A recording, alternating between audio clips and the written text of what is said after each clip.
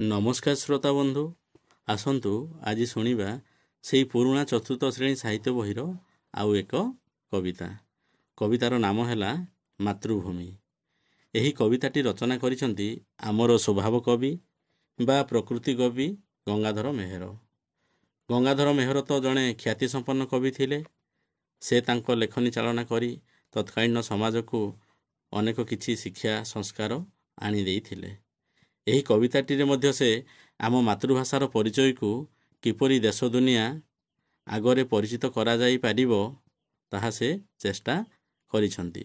ତେବେ ଆସନ୍ତୁ ଶୁଣିବା ସେହି କବିତାଟି, ଯାହାର ନାମ ହେଲା ମାତୃଭୂମି।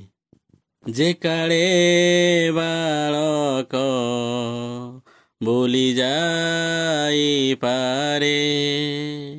ପଡ଼ୋଶୀମାନଙ୍କ ଘର, ପଡ଼ୋଶୀମାନଙ୍କ ଘର,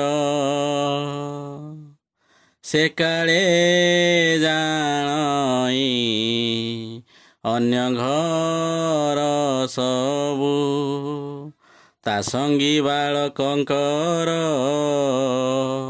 ତା ସଙ୍ଗୀ ବାଳକଙ୍କର। ପରେ ଯେତେବେଳେ ଆପଣା ପଡ଼ାରୁ ଅନ୍ୟ ପଡ଼ା ଭୁଲିଯାଏ, ଅନ୍ୟ ପଡ଼ା ଭୁଲିଯାଏ, ସେହି ସମୟରେ ପଡ଼ୋଶୀ ପଡ଼ାକୁ ଆପଣାର ମଣି ଥାଏ, ଆପଣାର ମଣି ଥାଏ।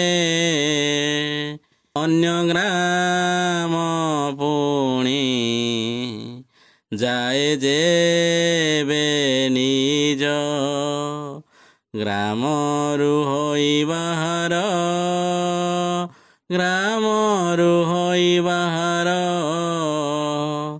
ସେ କାଳେ ଜାଣଇ ନିଜ ଘର ଯହିଁ ସେ ଗ୍ରାମଟେ ତାହାର, ସେ ଗ୍ରାମଟେ ତାହାର।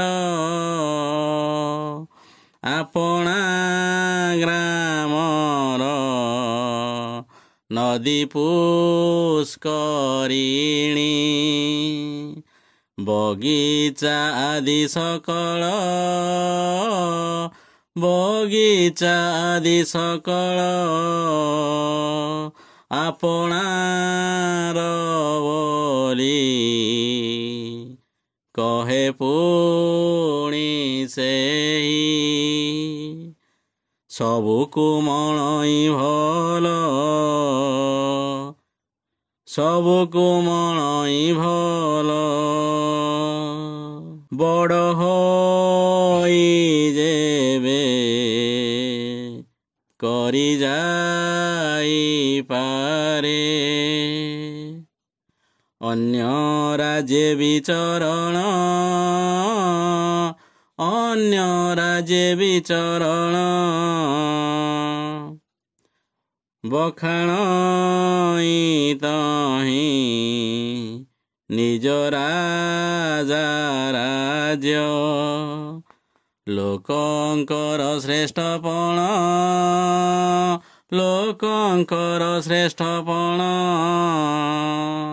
ହାତୀ ଘୋଡ଼ା ଠାରୁ ଛେଳି ମେଣ୍ଢା ଯାଏ ସବୁ ତା ରାଜ୍ୟର ଭଲ, ସବୁ ତା ରାଜ୍ୟର ଭଲ।